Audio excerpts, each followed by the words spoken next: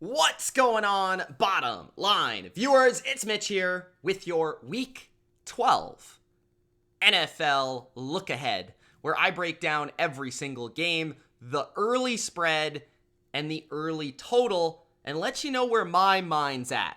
And this week, we have a great week because we have Thanksgiving football, which means there's going to be a lot of action this week, which means there might be some edges you can gain from betting against the public in Week 12 on Thanksgiving.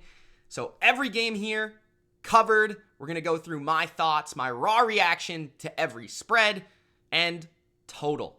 Before I get started, make sure that you do spike that like button. Don't forget to subscribe to the channel for more BLV NFL betting content. Also, spike that notification bell for the latest upload. You can follow me and the channel on social media at TheBottomLineView on Instagram and at Mitch Milani, Milani on Twitter. Let's get rolling with Thanksgiving football. We got 3 Thanksgiving football games. We've got 2 really interesting ones, 2 ones that I'm really looking forward to, and one that I think absolutely positively sucks, and that is the Chicago Bears and the Detroit Lions.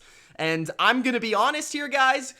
I am probably not going to be betting on this game just because when you have 2 absolutely dreadful teams, especially with one having an injured quarterback and the other having an injured quarterback and both possibly having some sort of backup influence to this, you've got a rivalry NFC North game, which puts more variance into the equation. You've got a game where 2 coaches are absolutely incompetent.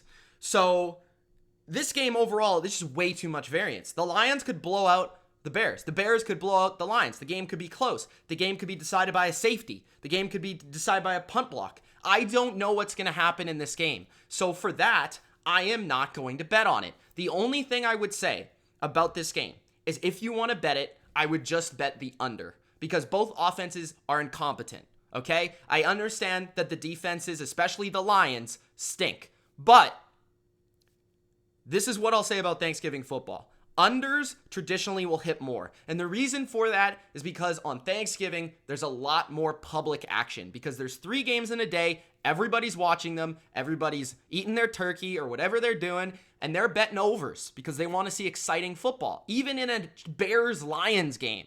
So if I'm betting this, I'm waiting till the absolute last second for that line on the over and the total to go up. And then I'm going to take the under. That's the only thing I would do, okay? That's the only thing I would do in this game. Maybe even just the team total of the Lions, right? Because maybe there's a little bit more of a chance that the Bears move the football than the Detroit Lions. But that's all I'll say about that game. I'm not looking to bet the spread here at all because I just don't know what's going to happen, who's going to win, and how it's going to be decided. So that's the first Thanksgiving game. We've got the second Thanksgiving game, which is the Dallas Cowboys and the Las Vegas Raiders. Now, both these teams have, I would say, short-term bias attached to them because the Raiders, who might as well be the Lions the last couple of weeks, have absolutely sucked. And the Dallas Cowboys got kind of, I don't want to quite say dominated, but dominated versus the Kansas City Chiefs. And the Chiefs defense made that offense look human. And here's the problem with the Cowboys right now. Their offense is hurt. Tyron Smith, hurt, right? Zeke, banged up. Might play, but banged up. Amari Cooper, out for this game. The only receiver, CeeDee Lamb got a concussion on Sunday. The only receiver they have is Michael Gallup, right? Dalton Schultz can get as many 6-yard receptions as he wants. He's not doing any damage versus any defense. Here's the thing with the Raiders. They're coming off 2 matchups versus 2 pretty good teams. And they didn't look good in either game, especially offensively, where they've been good all year. And I think John Gruden, yes, we could speak about him in different terms, but as an offensive coordinator, he's always been good for them. And I feel like that offense has declined the longer that he has been away from the team. So that is a factor to me. Obviously, the Bengals dominated them. The Chiefs dominated them. We saw that. Everybody watched it. I feel like the only way I would play this is playing the Raiders because I feel like the Dallas Cowboys are at home on Thanksgiving. They're almost always overvalued on Thanksgiving, and they're actually not very good traditionally on Thanksgiving in recent seasons. The total is 51. I might look to play the under in this game just because the Raiders offense has been not very good, especially in the red zone. In the margins, that's where the Raiders have been their worst since losing John Gruden, on third down and in the red zone. They still managed to move the ball, but those are the differences in winning close games and losing games, right? And that's where the Raiders have kind of stunk. I'll also say this about the Raiders. They do have an intern head coach, right? They have a short-term solution at that position. And I just don't think when you're on a short week preparing for an NFL game, coaching matters, right? They do have a veteran quarterback, so that is good. But coaching matters there. McCarthy at least has that experience. So that is a play in this game as well. But I would look maybe towards the under as well. Maybe towards the Raiders, but I'm not truly confident in that. I might have to stay away. And I'm not exactly sure if you could play this in a different way. But yeah, this is definitely one that I would want to bet on because it appears to be a game that I'm going to be watching. I'm going to be excited to see. And the other thing is, it's another game with a lot of variance because the Raiders and the way they're playing and the Cowboys with all their injuries. So it's just really difficult to bet on these games, at least the first two. So the third one, we have the Buffalo Bills and the New Orleans Saints. I believe the Saints are at home for this one. The total is 46. Bills are favored by 4.5. Now, there might also be some slight short-term bias in this game. Now, the problem I have with it, my first inclination would be play the Bills, right? Go with the Bills. But my problem is the Buffalo Bills, I feel, are overrated, overvalued. The Saints are at home in this game, and the crowd can be absolutely bonkers. In the Superdome, in a big spotlight game, in a primetime outing, that scares me because the Saints do have the capacity to play very good defense when they want to. And the Bills have a one-dimensional offense. So that being said, the Saints can hone in on what the Bills do well, which is their passing attack, containing Josh Allen and getting after it that way. And that concerns me. They also got a matchup with Stephon Diggs. Marshawn Lattimore is a very good player. So actually, the more I talk about it, the more I would lean towards taking possibly the points with New Orleans. The problem I have with the Saints is, of course, they've not looked very good last week versus the Eagles. The Eagles mostly ran the ball in that game, though, and they have a totally different offense than the Bills do. But just laying points against, or taking points even against Josh Allen, Sean McDermott off a huge loss is also a little bit scary to me. So there's a couple factors that are playing in my head here, but then it depends on the Saints' injuries. If they can somehow get their offensive line intact because they were missing Ryan Ramczyk and Teron Armstead, if those guys are ready to go, I like this game better for the Saints. I also think if Alvin Kamara is playing, I like this game better for the Saints. The problem is it's a short week, so will those guys be ready? I'm not sure. So overall, I don't really have a lean either way because I've pretty much convinced myself to bet both sides here. The total, though, 46, I might lean towards the over in this one. This might be the first one where I say maybe the over is the way to go because I do think the Bills' defense is a little bit overrated. And in recent weeks, the Saints' defense hasn't been playing its best. So I think overall, this might be a one where you do play the over. That's your Thanksgiving breakdown. Now let's move to Sunday. We got the Tennessee Titans and the New England Patriots and potentially the game of the week. Because if the Patriots win this game, the Titans lose it. The Patriots are right in the thick of things to get the number one seed in the AFC. Who would have thought that 6 weeks ago? But that's where we're at in this NFL calendar. And truly in this game, it screams under to me. Like this almost seems like an obvious underplay. It's 44.5 and it probably will be bet down by the time the game begins because I think the sharps will be on the under. A 44.5 would essentially be like a 24-20 type game. And that's the total here. And I don't think either team is going to really be able to score in the 20s. I think it's going to be difficult. I think New England could, but I think it's going to be really hard for the Titans to score over 14 points. I mean, Tennessee's offense is atrocious, guys. And they're playing the best defense in the NFL, the New England Patriots, believe it, at home. Right? New England really is not going to be ran on, especially without Derrick Henry in this game. Bill Belichick will not allow that. This offense without Derrick Henry is just not creative enough in the passing game. And A.J. Brown, even if he plays, is going to be banged up. And even if he plays, he's going to see a lot of J.C. Jackson, which is like if you put a cornerback in a lab, that'd be the guy that you'd probably want to put on A.J. Brown. It just feels like the Titans are going to struggle heavily to move the ball. And I think that's why this spread is 5.5. And honestly, if I were to bet it, I'd lay the points with the Patriots. And you could say, Mitch, you're biased, whatever. It seems like value with the Titans, but I think this is honestly a trick spread because I think I could see this game being 24-10 for New England and them covering the spread like that. Like I could see them winning a grinded out game where it's sort of like Atlanta, where it's not exactly sexy, but they're just, the other team just can't score. And that's honestly what I think might happen in this game with just the no weapons for Tennessee, lack of creativity. You don't have Arthur Smith, right? And the defense is good. They could get a pass rush, but they're not elite, right? They probably won't win the game versus New England in New England with a team that just doesn't really make mistakes. So it feels like the Patriots have the edges in this game. And it's going to be an old school run the football game. As we know, it's going to be an old school physical fest. So I could see New England really grinding out a victory here. And in that type of game, maybe you are better off taking the points. But I honestly feel like this is a game where New England, it's a little bit of a statement matchup for them. Again, I keep talking about New England.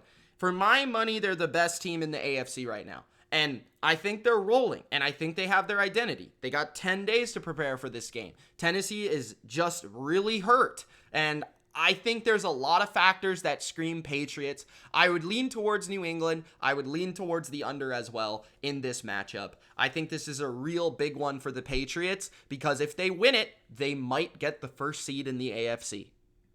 Next, we got the Jets and the Texans. This is probably the worst football game known to mankind. The total is 44, and I'd probably lean towards the under just because these teams are so terrible, but I won't be betting it, don't get me wrong, and I also won't be betting the spread because, again, guys, too much variance in this game.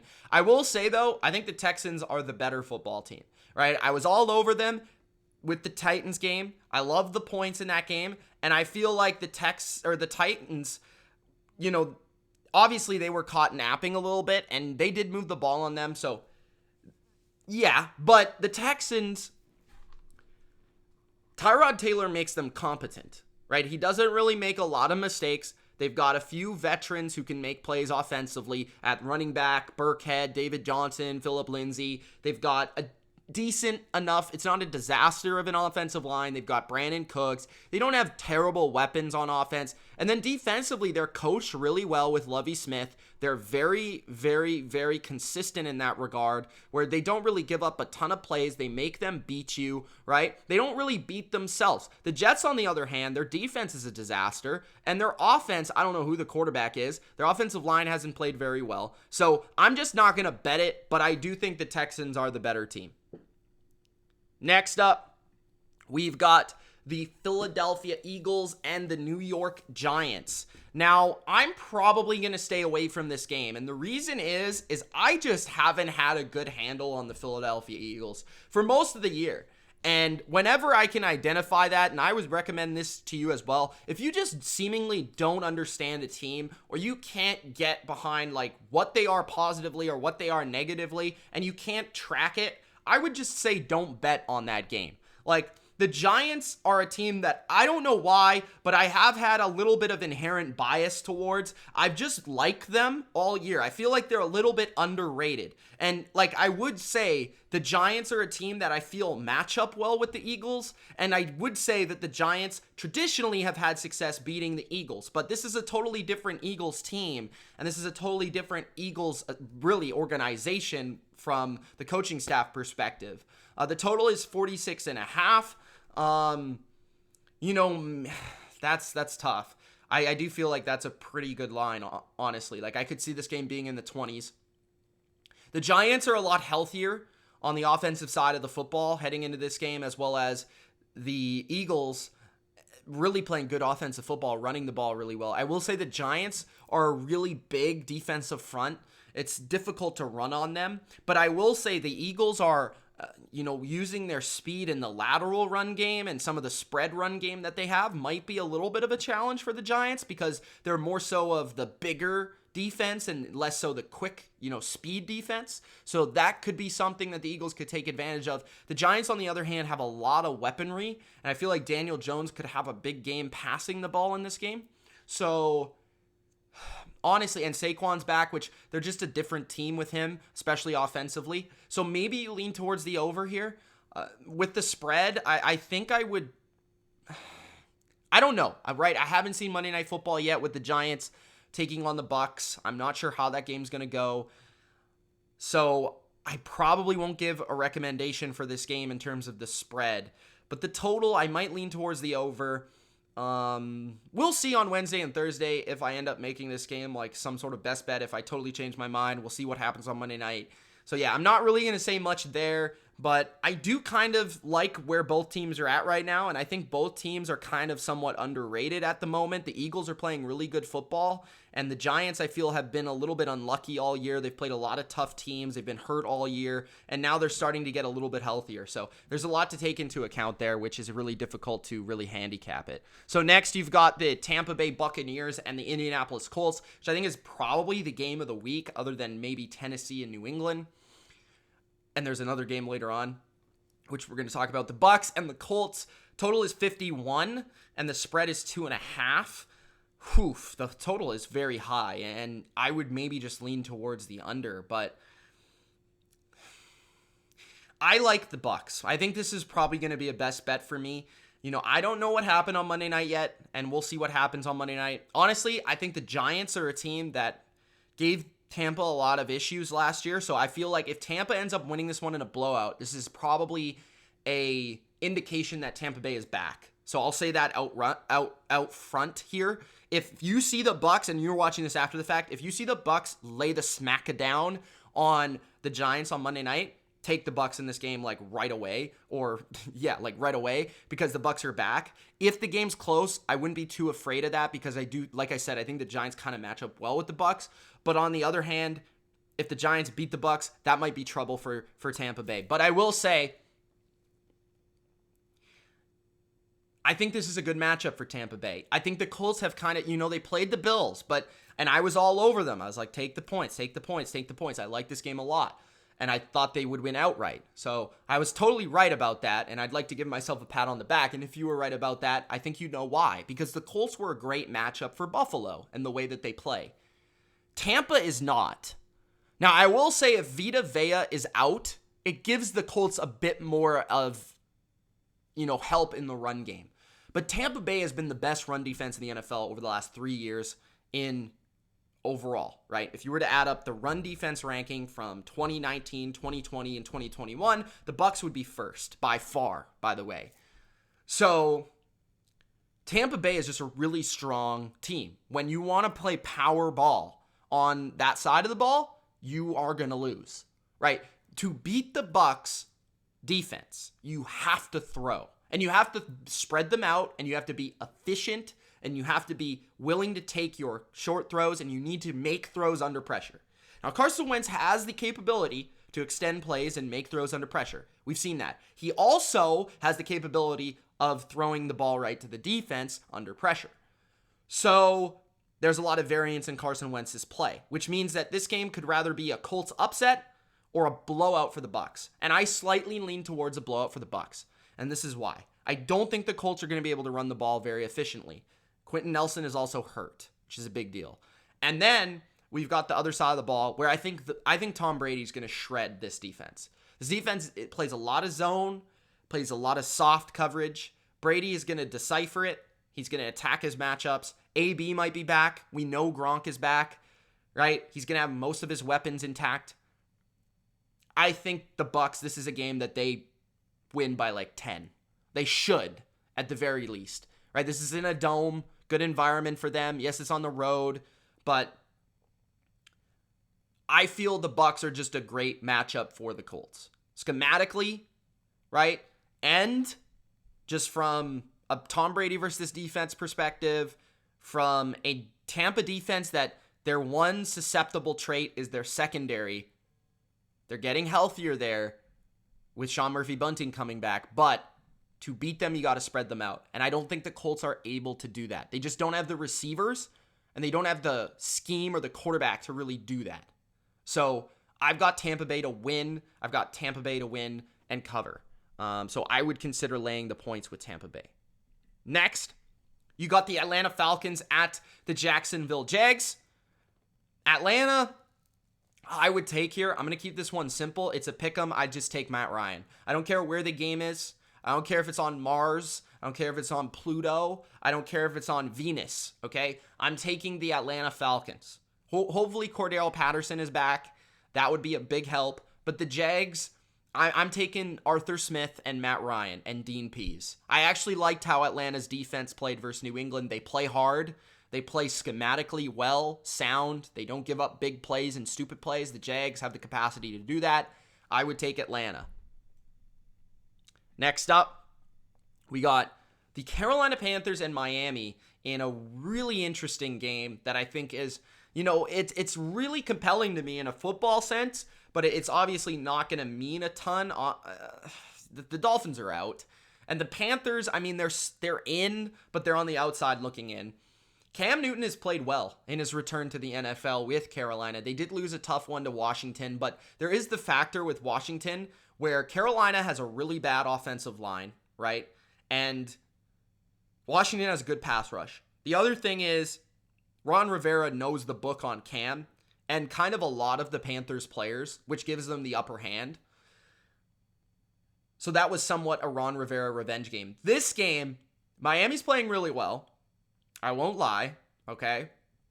They've had extra time to prepare. The game's at home. Or not extra time to prepare. I'm thinking of their game versus Baltimore. My bad about that.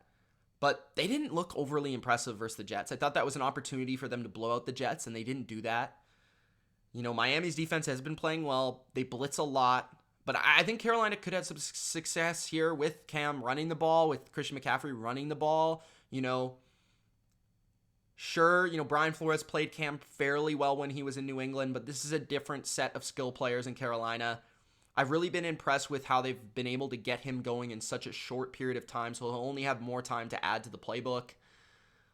Defensively, Carolina's pretty good, and here's the X factor for me. I feel like Carolina's pass rush can really take over this game, and I feel like that is really where I like it. So I think maybe, it's obviously a low total, so that's definitely, I would say under, but it's already a very low total of 43, so it makes me kind of scared to say that. But I would say I lean towards Carolina. I think they're more talented, and I think they've got more edges in this game. I just feel like Carolina's pass rush versus the Miami offensive line is a big, big issue, as well as Carolina having some good corners, right? They've got a really fast corner in Dante Jackson, who's one of the few guys that's just as fast as Jalen Waddle in the NFL. You got Stephon Gilmore as well, Jeremy Chin at the safety position. So I think I like Carolina. I just think they're better. So I would probably lean towards them, and we'll see how that develops throughout the week, but that might end up being a best bet, but we'll see.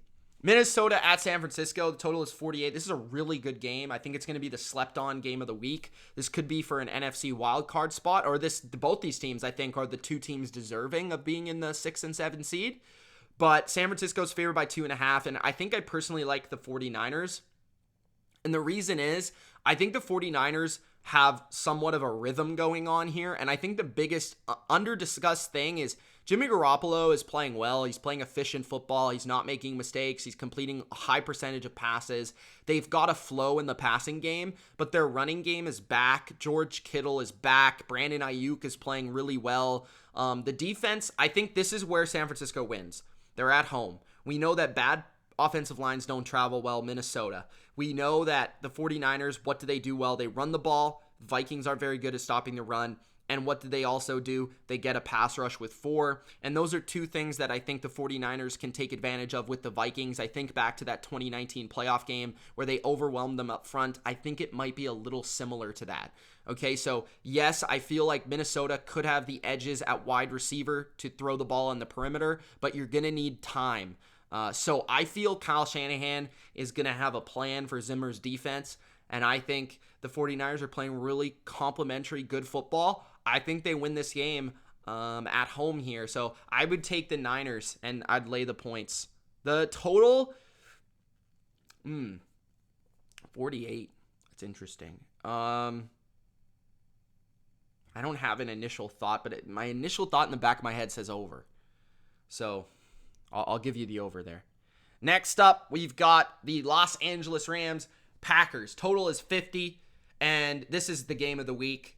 This is Aaron Rodgers versus Matthew Stafford. We've seen this many times with Detroit and Green Bay, and oftentimes Aaron Rodgers would come out on top.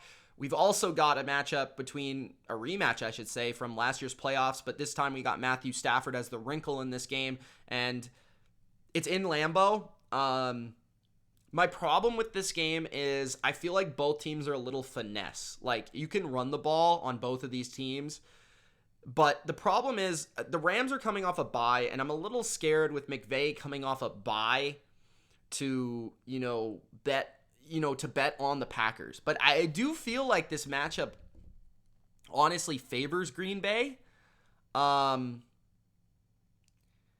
know what? It's tough. It's really tough. Because maybe I'm biased because I'm thinking of the last year's playoffs. I'm not sure what the weather is, but I think if it's cold, it certainly helps Green Bay because this is an LA team. They've had a week to implement Odell in the offense for the Rams. I thought he looked pretty good on Monday night in his limited opportunities. Only 19 snaps in that game. Should probably go up to about 40. It should, at least. I will say this. I think Stafford could have a really good game in this one. Off play action. I feel like there are opportunities versus the Packers secondary with the matchups they have with Cooper Kupp and Odell, potentially Higbee as well. I think there's matchups here where Stafford could make some big plays, but he hasn't been playing his best. Overall, this might just be a game where I sit back and I relax a little bit and I watch great football, but I think the thing that looks to me pretty appetizing is the over at 50. Again, I don't know what the weather's going to be, but I do feel Aaron Rodgers was really good versus the Vikings. I do think the Rams defense is overrated. And I also think the Packers defense showed some flaws versus the Vikings that I think Stafford can take advantage of. So I think I might lean towards the over, which is an exciting play in a game between two good offenses. All right, next up, we've got the Browns and the Ravens. I like the Ravens in this game as long as Lamar Jackson can participate in practice for a majority of the week. The Browns are a disaster, guys. They're really bad. Like, the offense is horrific. The Ravens defense, I love in fact, this might be a best bet. This most likely will be a best bet. I love the Ravens here. They're at home. They've traditionally beat the Browns in this matchup. Lamar has had a lot of success running his offense, running the ball on the Browns. I don't care the change in personnel. It doesn't really matter to me. Really, the only difference is Jadeveon Clowney. The secondary for the Browns is solid, but they do give up the odd big play. If Marquise Brown is back, hopefully that will be a big-time spot, and I feel like they kind of left him out of last week to have him ready for this week. If Lamar is healthy, I'm betting on the Ravens. Because Don Martindale is going to absolutely destroy Baker Mayfield if he's the quarterback. Baker Mayfield looks like one of the 5 worst quarterbacks in the NFL right now. They don't have a passing game, and the Ravens' defense is pretty good versus the run. So I honestly feel like this is the Ravens. They're at home. The crowd is good. That's an underrated home field advantage. Traditionally, these games have gone over, but this could be a rare spot where it does go under. But I do lean towards the Ravens. I just think, like, they've had traditional success on offense versus the Browns and this defense and this defensive staff. And their defense, I feel, is pretty good schematically to match up with the Browns. They can look at what the Patriots did in the run game, try to do similar things there, and they could probably on third down just absolutely destroy Baker Mayfield with all the different blitz packages that Don Martindale is going to bring. So I like the Ravens here in this game, and I probably lay the points with them. Next up, we got the Seahawks and Washington. Total is 46, Seattle -1. This could be a pick 'em depending on where you're at.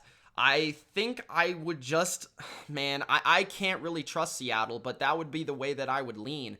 I do think, Washington's playing good football right now, and I understand that, but I'm willing to fade that and just trust Russell Wilson. It's his third week back.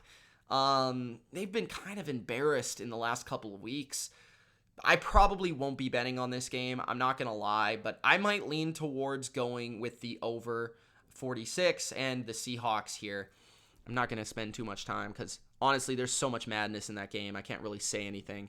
And then we've got the Steelers and the Cincinnati Bengals. Total is 45. Pittsburgh +3.5. The reason I have these games behind the other games that were on primetime is because these were late because Pittsburgh and the Chargers played on Sunday night. So I didn't have the lines until early, and I just have the graphics out of order. So excuse me for that. But Pittsburgh just coming off a game where they almost pulled off the comeback versus the Chargers. And then you've got the Cincinnati Bengals who destroyed the Las Vegas Raiders. Almost forgot there. Pittsburgh's +3.5. This really is going to be heavily dependent on the injury report for Pittsburgh. But I like the Bengals. The Bengals have the Steelers' number here. They have the Steelers' number. Their defense plays really well versus Ben Roethlisberger. They've got a really good sense of this offense. Every time I watch them play them, they are all over all their money routes. It just almost like they've read the book. And the offense for the Bengals, I feel, could have some success on the ground. 30 attempts for Mixon last week versus the Raiders. Could see a similar load versus the Steelers. I think he'll run for over 100 yards here. And I do think that there's the big plays to be had at wide receiver with Jamar Chase here versus a Pittsburgh defense that's kind of slow at the cornerback position. Obviously, we got to see what Minka's up to, we got to see what TJ Watt's up to, and if they're healthy and ready to go. I think people are going to be buying into the Steelers offense from last week versus the Chargers, but the Chargers defense isn't playing well. And the other thing is that Ben had a lot of short fields there, and I'm just not buying into that. So I'd probably stick with the Bengals. I think they're the better team. And the final game is the Chargers and the Broncos. I think I would take the Chargers here. I think the Broncos are just not a good football team, and this is under a field goal, so I like it. The Chargers are a team that like to blow games. There's no doubt about it, but Justin Herbert is one of the best players in the NFL. Austin Eckler is one of the best players in the NFL. Keenan Allen's an awesome player. There's just a lot to deal with there. And Justin Herbert just makes so many off-script plays. He did a lot of that versus Pittsburgh. Denver is a team that good defensive coordinator, solid scheme, but they've been somewhat inconsistent due to their upfront talent. They can't really get a lot of pressure with their front four. And then offensively, Teddy Bridgewater is just Teddy Bridgewater. He doesn't scare me. I think the Chargers won't be scared of really the passing game of the Broncos, but I will say the Broncos could have a little bit of success running the ball, and I'm a little afraid of how the Chargers defense has played, but hopefully Asante Samuel is back. That would be a big addition. I like the Chargers. I just think they outscore them and ultimately cover just a field goal. I think they're a team that's ready to get to the playoffs and the wild card, and they need a win here to keep that rolling. They're a road team every week, so I'm not even concerned that this is in Mile High because I don't think it really matters because they play on the road more than anybody because their home games are road games too. So the Chargers are that team for me on this matchup. All right, guys, there you go. That is your breakdown for Week 12, your early look ahead for the totals for the spreads. Let me know your favorite picks early this week and what you're looking to bet on Thanksgiving. It's Mitch. Thanks for watching. Gronk, spike that like button. Don't forget to subscribe, and we'll see you in the next one. Peace.